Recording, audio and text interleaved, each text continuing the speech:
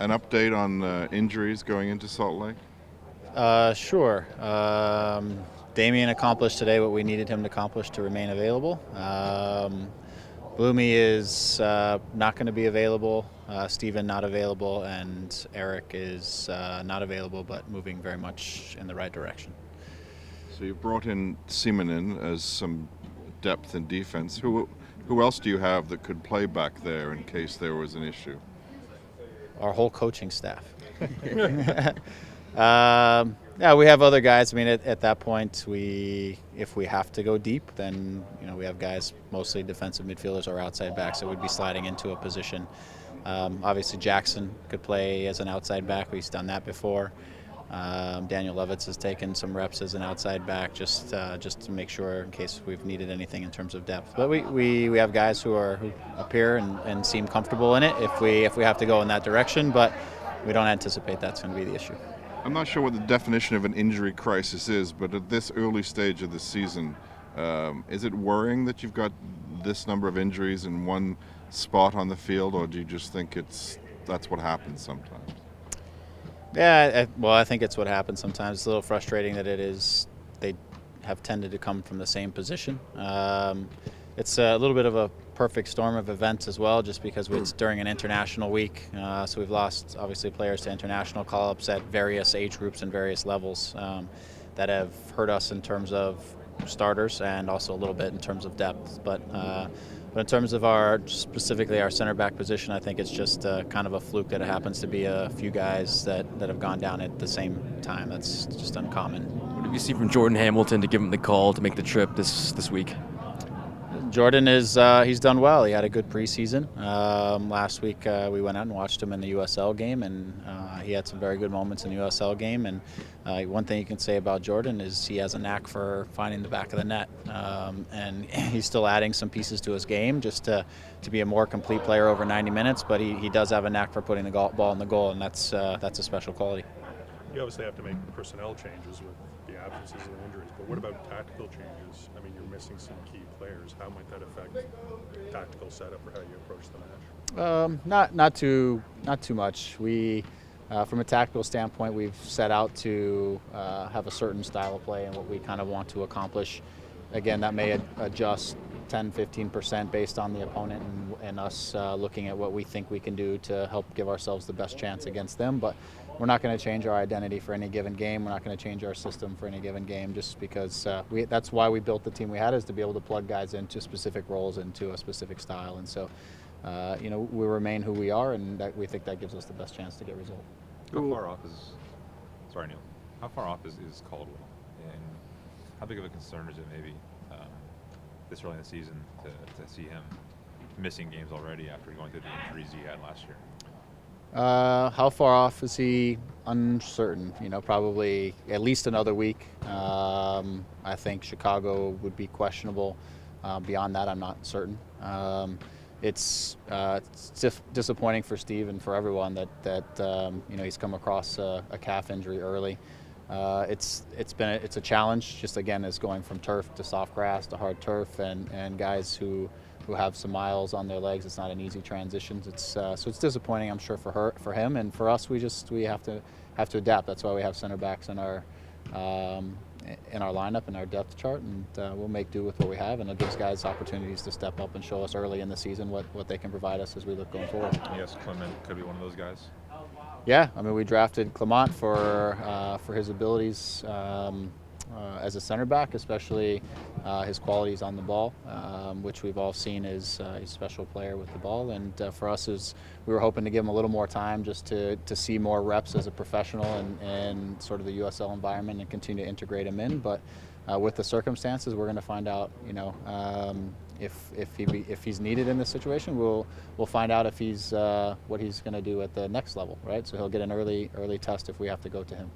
Forgive my memory, but was Stephen's main issue last year? Was it was another soft muscle? Was it the quad or? Yeah, it was a quad late in the season. He had a little, I don't know if it was a minor tear or something in the quad. That was towards the latter part of the season. Yes. Are these all related? Do you think these kind of soft muscle injuries is from the same kind of thing, or is it just basically the body breaking down?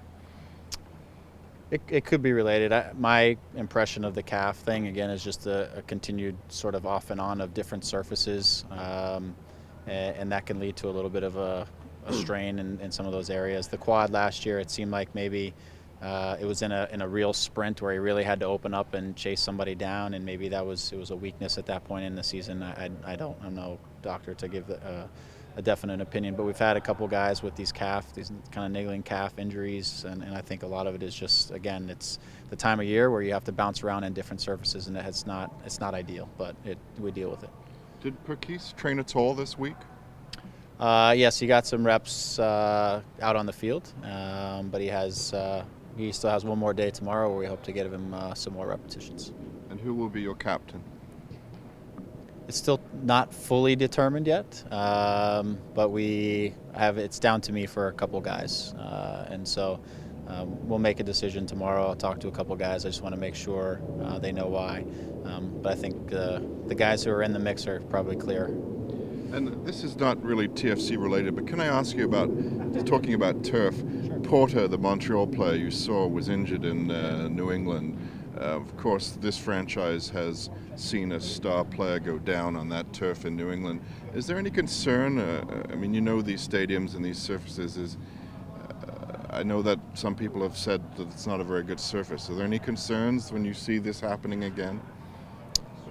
Yeah, it's disappointing. I mean, just speaking from myself as a player, it's always in the kind of the back of your mind whenever you have to play on turf that all of our feelings and indications are that you're maybe a little more at risk. I'm sure there are people that can tell you otherwise, but and it may or may not be true. But I can say, just as a player, when I was a player, it was always something that was kind of in the back of my mind, thinking about I don't like to play on turf. And when you go on sometimes with just that kind of a mindset, then it's a little bit gets a little bit at risk, So for me, it's a part of the league, and it's going to be a part of the league. We deal with it, and we move on. We can't make any excuses, and we just we have to know how to manage it and be intelligent about how we do that. So for us, it's more about on a training day-to-day basis, and we're looking forward to getting outside and not having to go off turf, on turf, off turf, on turf, but in the one-off, if you have to play a match, then that's the way it is.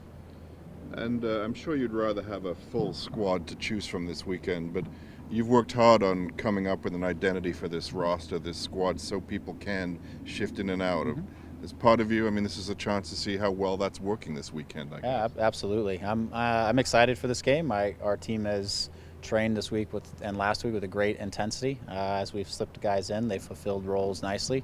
I've said all along that I think our team is deep, and nothing I've seen this week or through preseason has sort of changed my mind on that. So guys understand what their roles are, they understand what we're trying to accomplish, and I actually very much look forward to the challenge. By my count, the addition of Clermont brings the roster to 29. The roster limit is 28. What's being done to accommodate him? We will slide people probably down to a permanent role at the USL for the year. We have some other ways we can kind of manage the one spot and find the one spot.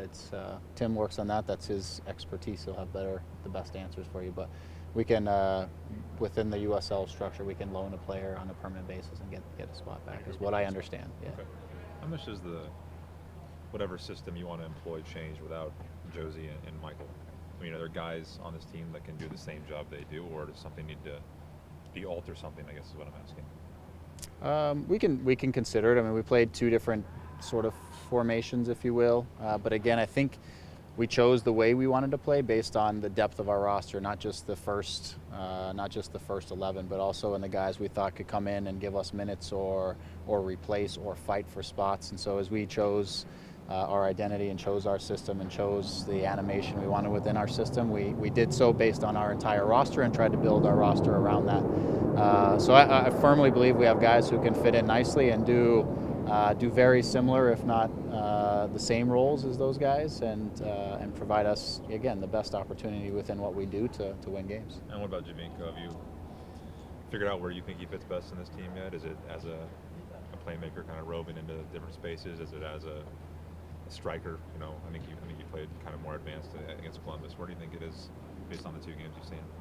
I mean, at the end of it all, I think his his primary role is that of kind of a second forward. That's what he does. He likes to play a little higher up the field. He wants to be engaged and receive balls higher up in the field. As he's learning the league, he's sort of adapting and finding where he's going to get spaces. So I think, at times he will pop up and look like a second forward. At times he'll drop in and he'll look almost like a playmaker. But he's sort of adapting to within the system and within just the league to recognize where he can be most effective over the course of things. And that's what great players do. But we're going to put him in a place where we think he can be most successful. And this is all in collaboration with him and what we want to accomplish. And he's been great. And again, I think every week for me, he progresses and he gets better within our group. And guys learn to use him more and to play into him more and to run off of him when he gets balls. And last week, I thought we had a hard time in Columbus getting our three attacking players really connecting with each other.